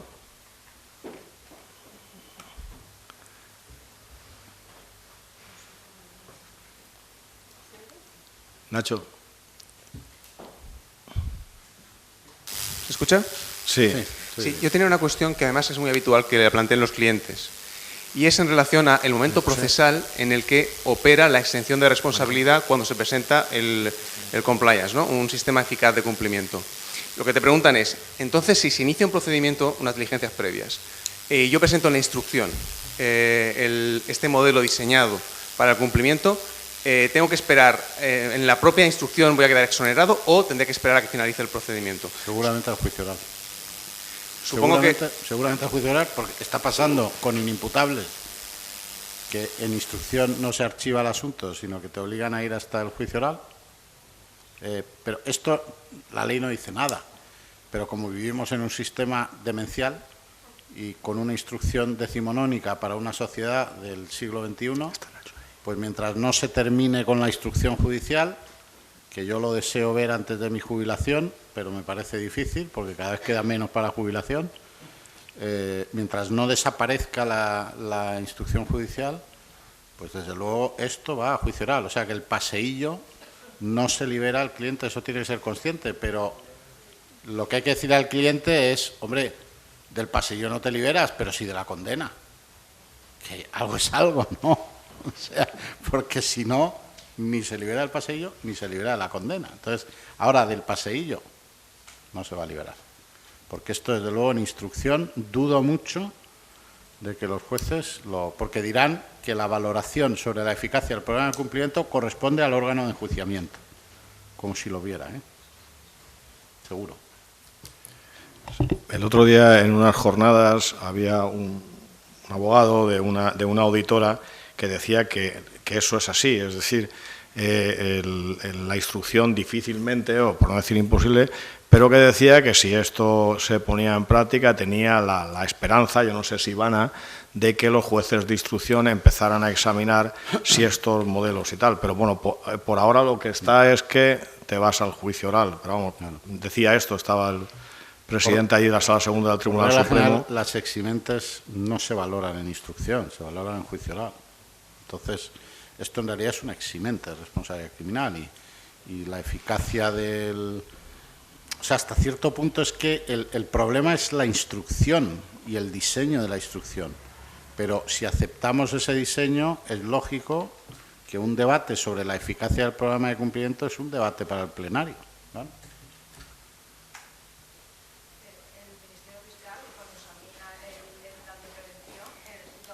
Espera un momento, es que como estamos grabando, si no te oyen los compañeros que están al otro lado.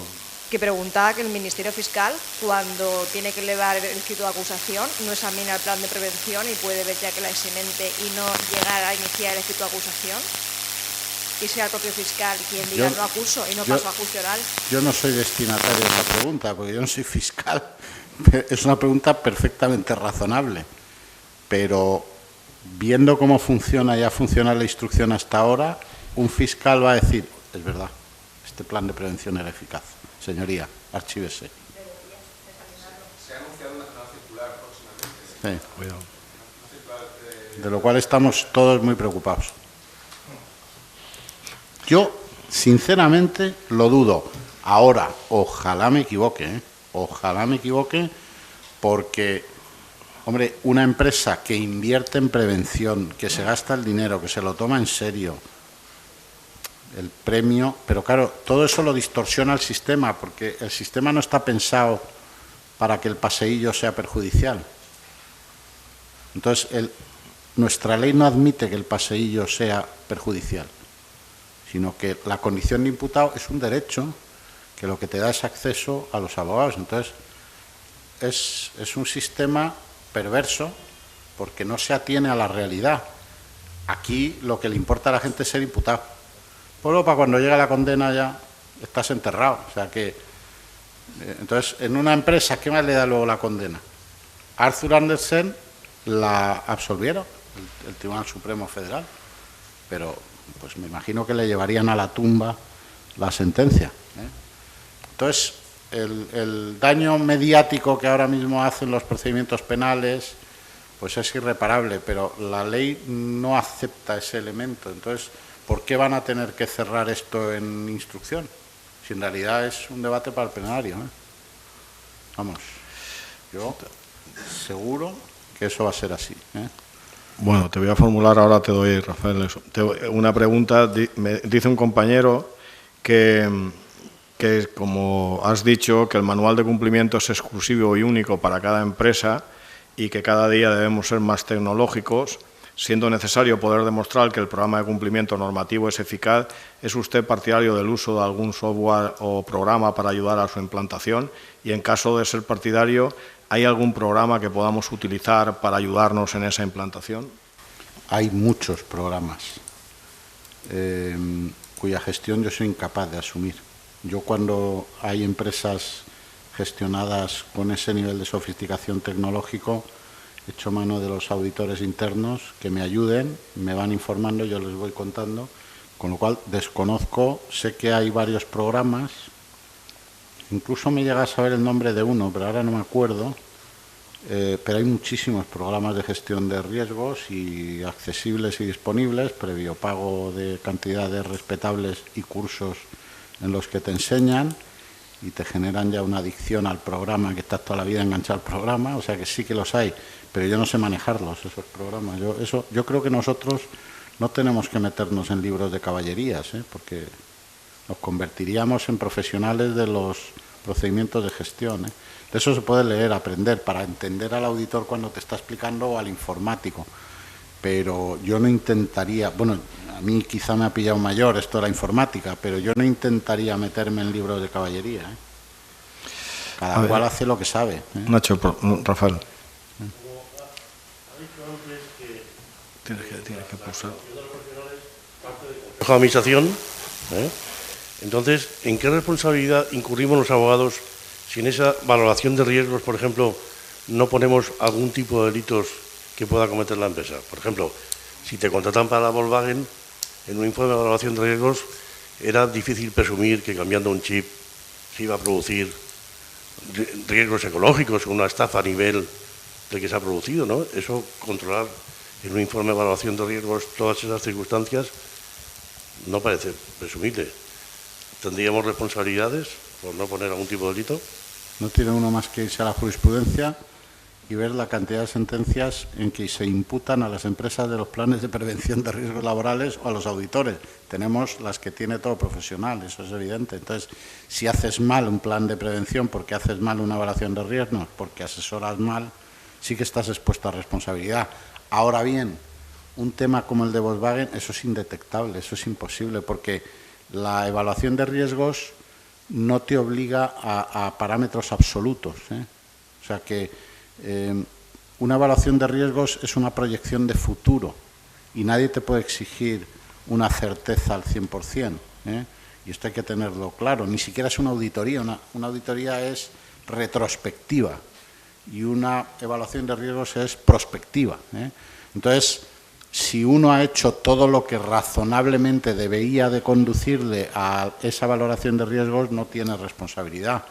Pero el profesional está asumiendo una responsabilidad, pero estamos asumiendo responsabilidad todos los días por temas que son igual de importantes y serios. O sea que no, yo creo que esto no aporta un riesgo especial a nuestra profesión, en la medida en que seamos capaces de hacerlo bien. Ahora, que hay compañeros que se están lanzando a la piscina sin llenarla de agua, pues es verdad, pero toda la vida ha habido compañeros que se han tirado a la piscina sin agua. O sea que hay que ser consciente de las limitaciones. Yo no me pongo a defender a un cliente en un procedimiento laboral. ¿Por qué? Porque lo lleva a la ruina, vamos. Entonces, ahora que yo me atrevo a hacer eso, pues allá yo, con la responsabilidad que incurra. Pero eso nos preocupa mucho y le preocupa mucho a la gente, pero yo creo que lo que nos preocupa es que, como no conocemos esto, nos da la sensación, se nos hace muy grande. Pero en el momento en que se conoce, en el momento en que se sabe cómo funciona, la responsabilidad es la misma que en cualquier otro ámbito, no es mayor. Ahora que es verdad que cada vez más los jueces miran al profesional. La Fiscalía, la pregunta del millón le entusiasma en los procedimientos por delito fiscal. ¿Quién es su asesor fiscal? Fulanito, ¡pam!, imputado. Eso lo he visto ya 3 veces en los últimos meses. Y llega ahí fulanito y te cuesta desimputarle, Dios le ayuda. Voy a hacer una pregunta de una compañera. que también, si quieres, hago una pequeña introducción, porque estamos hablando aquí, también lo he comentado en el café, parece que estamos hablando de empresas grandes. Las pequeñas empresas, que no son tan pequeñas, las del 258 de la Ley de Sociedades de Capital, pues estas lo pueden hacer los programas, el propio órgano de administración. Es decir, entonces la compañera pregunta a qué cliente, porque estamos hablando, a qué cliente podemos dirigir esta especialidad y con qué argumentos. Es decir, yo entiendo que lo que se referirá es que estas pequeñas empresas, que quizás son las que llevamos, por ejemplo, aquí en Alicante son la mayoría, porque son las que tienen que presentar cuentas abreviadas y bueno, pues ahí se está hablando de 250 trabajadores, es decir, esas son pequeñas empresas. Entonces, quizá ahí está el nicho de mercado para nosotros. No vamos a hablar de grandísimas empresas. La pregunta es muy difícil de contestar, igual que es muy difícil de contestar, y a mí me la hacen constantemente, de cómo se presupuesta esto.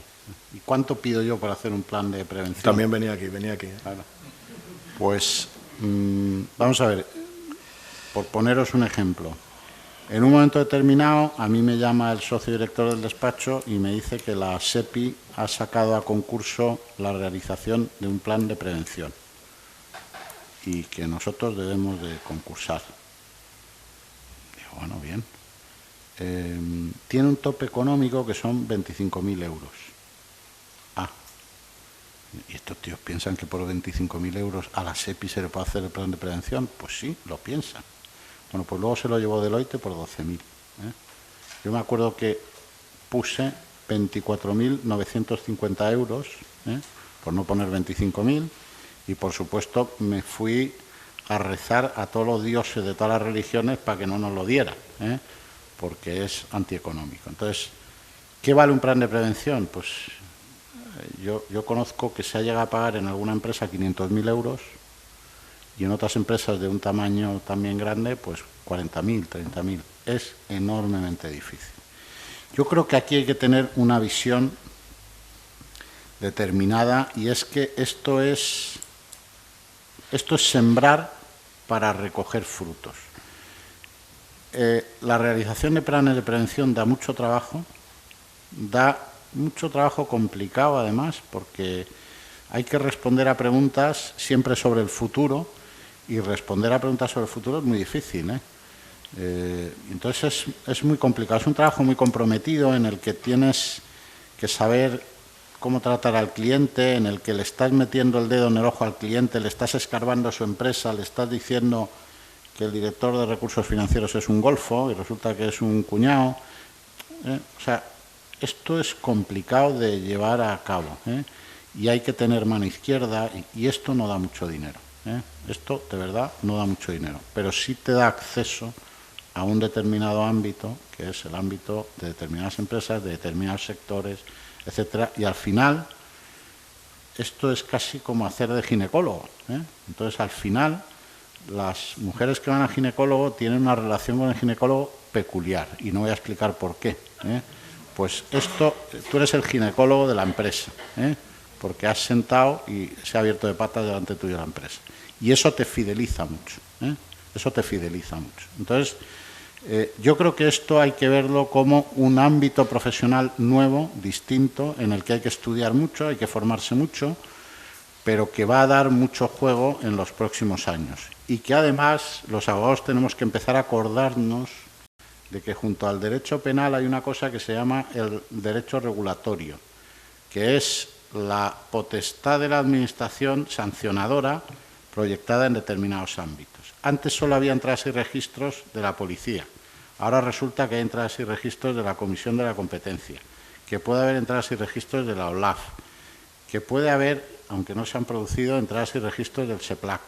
Es decir, que hay que empezar a pensar también que le estás ofreciendo a la empresa un paquete en el que tú le vas a asesorar, y le vas a asesorar sobre riesgos penales, y le vas a asesorar sobre riesgos de blanqueo o de prevención, etcétera. En ese sentido hay que proyectarlo, porque ir a hacer un plan de prevención e irte, eso no es económicamente muy rentable, porque las grandes auditoras han reventado los precios, los han reventado, porque aterrizan Además, es que aterrizan así, con 30 becarios, a los que les dan un bocadillo por las mañanas para que aguanten todo el día, y ya está. Y eso nosotros no podemos competir. Y no digo nosotros, vosotros. Yo, en mi despacho, yo no puedo competir con eso, porque yo no tengo 50 becarios. No tengo tantos bocadillos, todos los días. Entonces, hay que ser realistas de que esto no da mucho dinero, pero esto te da un contacto especial y peculiar con las empresas, en donde por primera vez los clientes puedes llegar a conseguir que sean sinceros de verdad contigo, que te cuenten cómo funcionan, que te cuenten sus preocupaciones, etcétera. Y en ese sentido hay que plantearlo. ¿Y qué vale esto? Pues vale lo que te quieran pagar.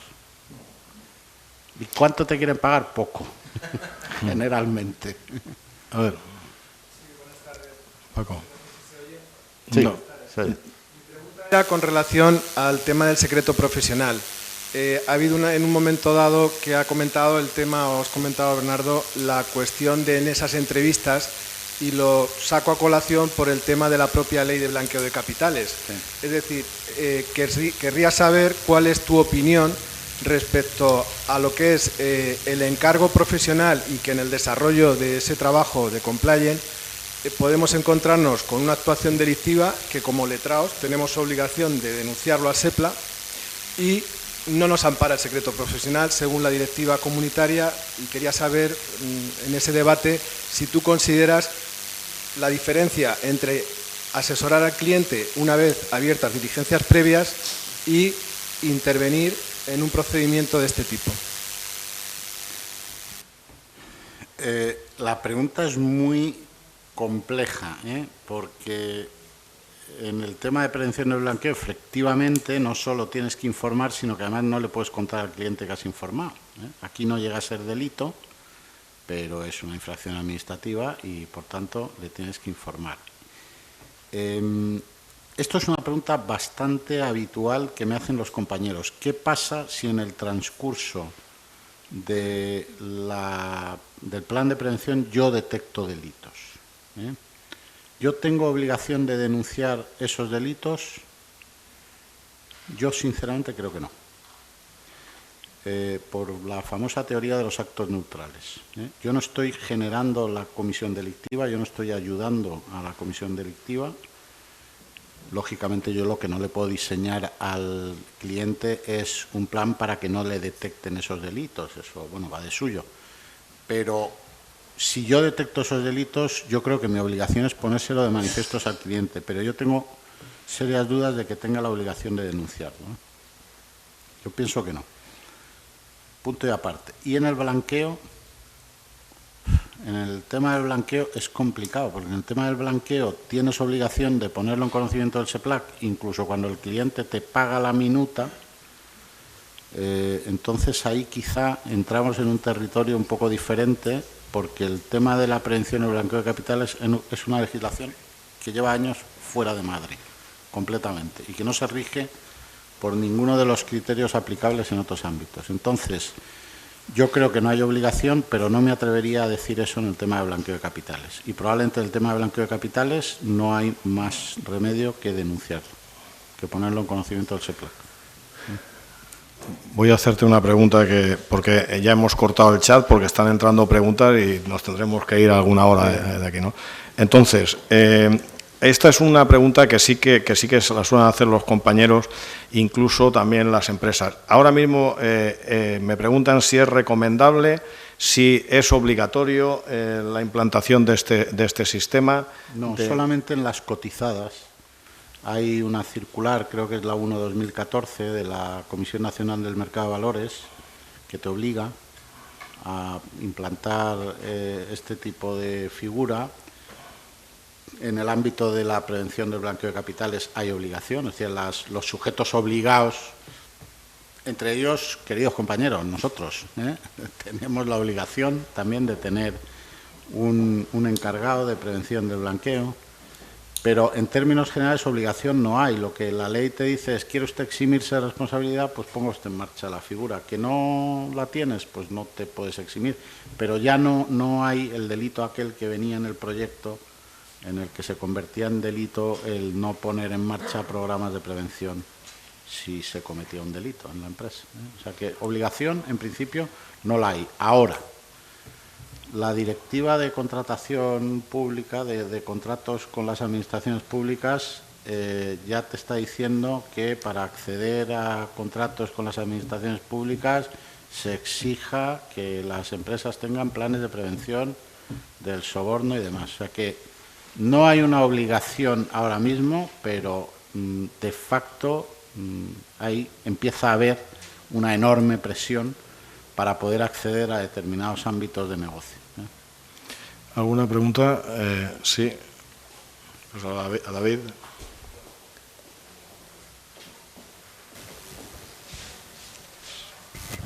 Buenas tardes. Mi pregunta es relacionada al 31, en relación con el 31 bis, el B, que la persona jurídica puede ser responsable por los actos cometidos por los empleados en beneficio directo o indirecto de la misma.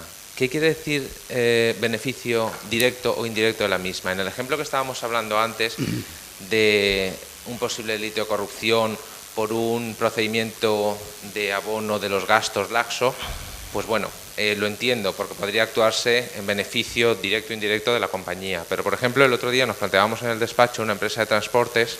Imaginemos el transportista que va con un camión a Madrid, va lleno y cuando vuelve, pues resulta que la policía lo para, le hace una inspección o lo que sea y tiene 2 kilos de cocaína, o incluso con todo el tema de la inmigración, pues bueno, tiene dentro pues algunas personas. ¿La empresa podría resultar responsable por eso, por algo así? No. No. No. El beneficio indirecto es lo que se ha querido abarcar con el beneficio indirecto son aquellos supuestos en los que el trabajador actúa preferentemente en beneficio propio, pero le aporta un beneficio a la empresa. Es decir, yo estoy loco por buscar negocio porque lo que quiero es que me suban, o sea, el cobrar mucho bonus. A mí que la empresa salga beneficiada me trae sin cuidado. Es más, le tengo un odio a la empresa que ojalá se hunda, pero es que es la manera de yo conseguir más dinero. Bueno, pues aunque mi actuación esté motivada por ese beneficio personal, de lucro personal, pero yo le estoy dando beneficios a la empresa, porque le estoy aumentando el negocio a la empresa.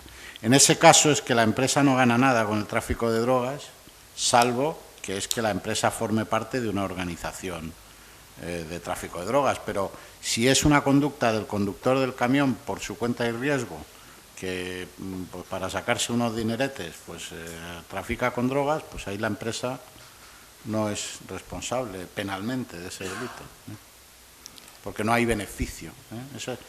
La clave es el beneficio, que de alguna manera, directa o indirecta, la empresa haya obtenido un beneficio con el delito. Además, David, creo recordar que solo hay 20 delitos que pueden cometer las empresas solamente, y están especificados, solo hay 20. Es decir, sí, estaban, pero digo que solo hay 20. Yo creo, bueno, donde yo lo he mirado 20, pero bueno, 17 a 20. Sí, pero bueno, no está mal, No Incluso hay de un despacho grande de abogados que dice que son 21, pero bueno. Bueno, pero 17. Ah, 27. Ah, efectivamente. Bueno, pues 27, 21 o 20. No sé cuántos hay. No lo sé. La verdad es que no los he contado. Bueno, voy a hacer una pregunta del chat. Dice que si la responsabilidad entre el Compliance Officer y el Consejo de Administración es solidaria. Si me habla de responsabilidad penal, eso no es penal, ¿no? O sea, ¿eres responsable o no eres responsable? Y eres autor o coautor, desde el punto de vista civil, pues no lo sé. Pero si lo que está preguntando es si pueden ser los dos responsables, por supuesto. Por supuesto. Supongo que esa es la pregunta. Claro. O sea, el compliance le puede haber informado parcialmente al Consejo de Administración de determinados delitos, pero no de otros, y el Consejo de Administración no haber reaccionado ni siquiera frente a los delitos que le ha denunciado. En ese caso hay responsabilidad de los dos. O sea, no se excluye esa posibilidad. A ver.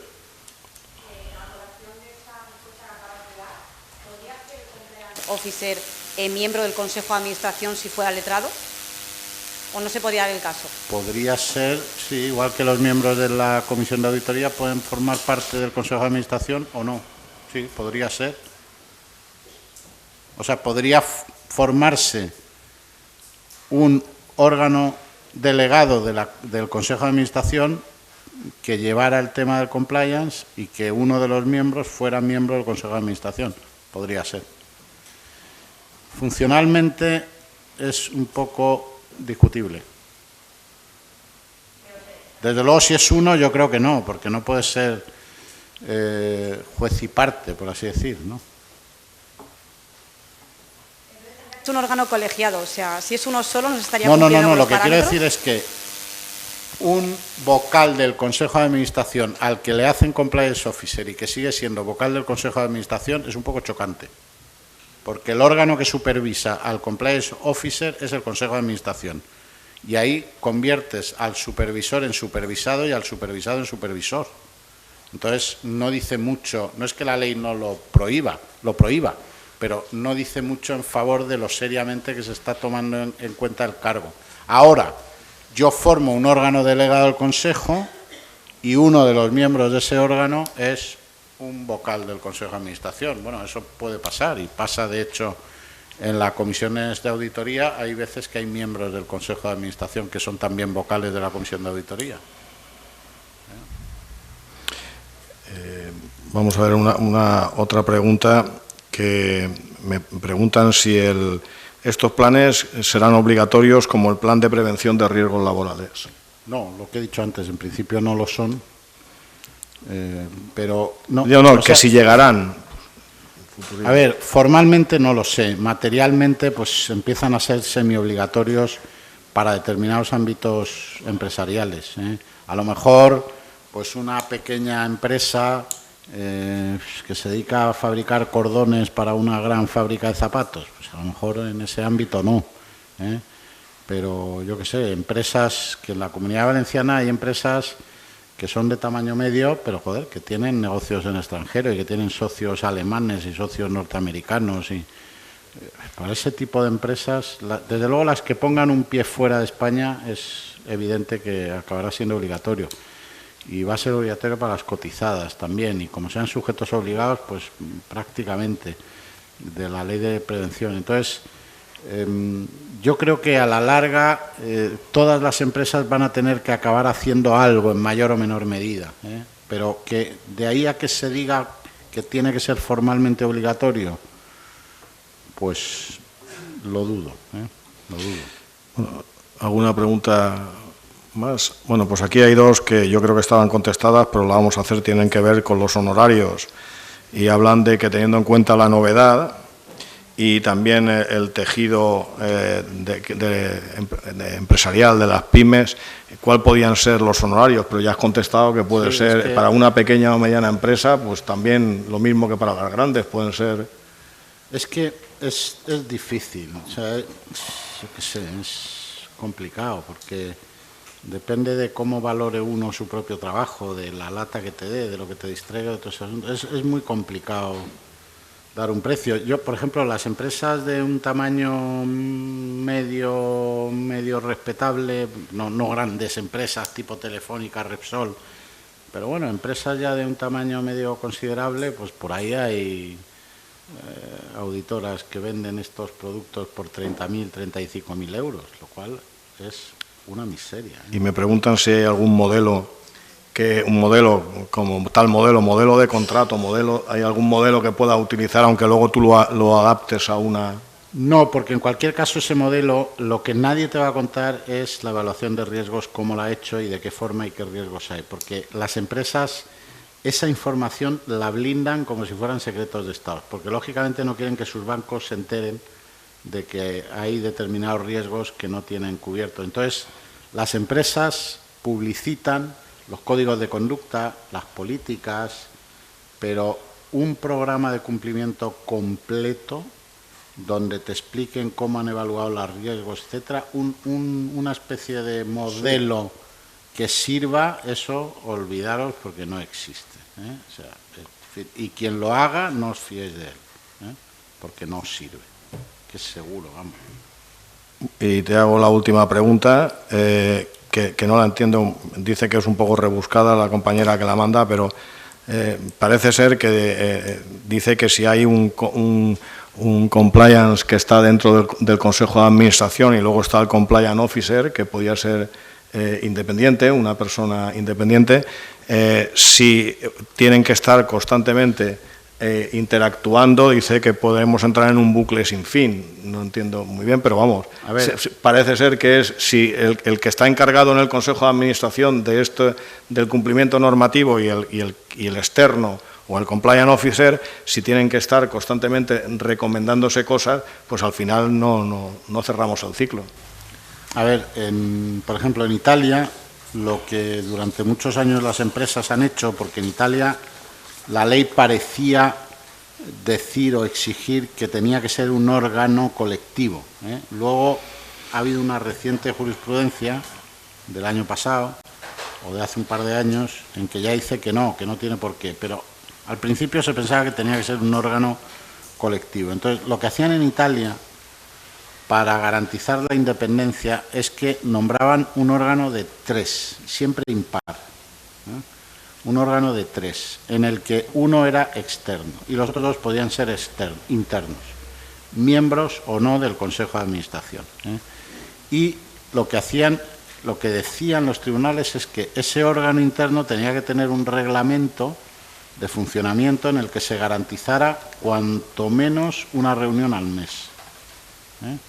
Y que además el canal de denuncias fuera accesible para los 3 miembros del Consejo de Administración. Porque hubo una sentencia muy conocida en el que el tribunal dijo que no se garantizaba la independencia y la idoneidad del modelo porque los correos del canal de denuncias solo le llegaban a los internos, no le llegaban al abogado externo.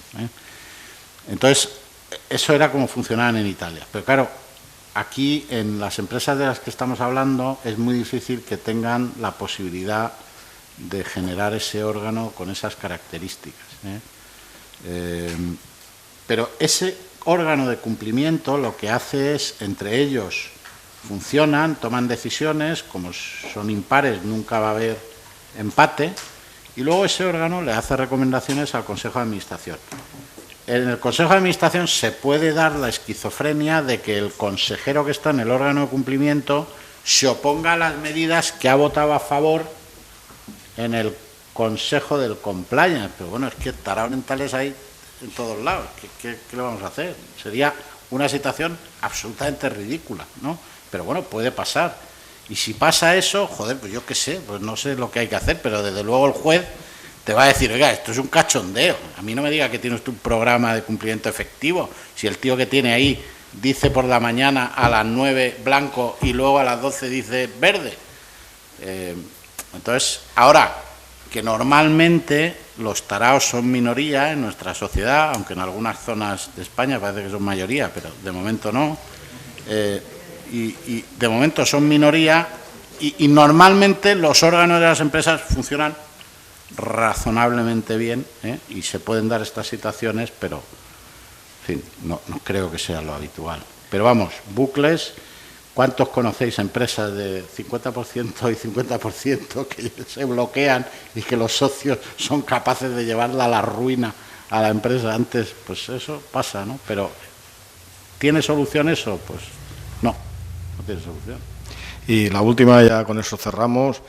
¿Hay alguna sentencia que haya que algún tribunal que tú sepas que haya entrado en el tema este del cumplimiento normativo? Hay una reciente sentencia del Tribunal Supremo, muy reciente, que no me acuerdo la fecha, que creo que es de septiembre pasado, o a lo mejor de octubre, que el ponente además es el presidente de la Sala Segunda, que incluso en la ley, Carlos Gómez Jara ha publicado un artículo, se le está sacando petróleo a una frase que dice, porque en realidad le dedica a esto 2 frases, porque no entra en el tema, y no habla tanto de estos temas del programa de cumplimiento, sino habla más de los presupuestos de la responsabilidad penal de las personas jurídicas. Pero vamos, en mi experiencia, ahora mismo hay imputadas muchas empresas, ninguna, y además conocidas, Pescanova, en fin, un montón, Bankia. En ninguno de los asuntos en los que están imputados se ha planteado nada en relación con el programa de prevención, porque ninguna tenía un programa de prevención de delitos, ¿no? Pero además que tampoco se investiga, porque llega ahí el representante legal de la empresa, normalmente es un abogado al que acaban de designar, que llega allí y dice: yo de esto no sé nada, ya cuando me entere volveré. No le hace nadie pregunta, o sea que esto está todavía en sus comienzos, ¿no? Puede que tarde un poquito en generarse una jurisprudencia, pero en fin, será cuestión de un poco de tiempo. Bueno, pues nada, muchísimas gracias. Creo que hemos abusado de ti, de tus conocimientos, de tu tiempo. Te vuelvo a dar las gracias, como he hecho al principio. Hemos comentado con los servicios tecnológicos del colegio que, dado el interés y de la conferencia, la vamos a colgar en YouTube. Lo digo para todos los que no han podido estar aquí, que lo sepan. También hemos contado con la autorización previa de Bernardo y, por lo tanto, pues nada más. Muchísimas gracias y ya sabes que estás en tu casa. Gracias.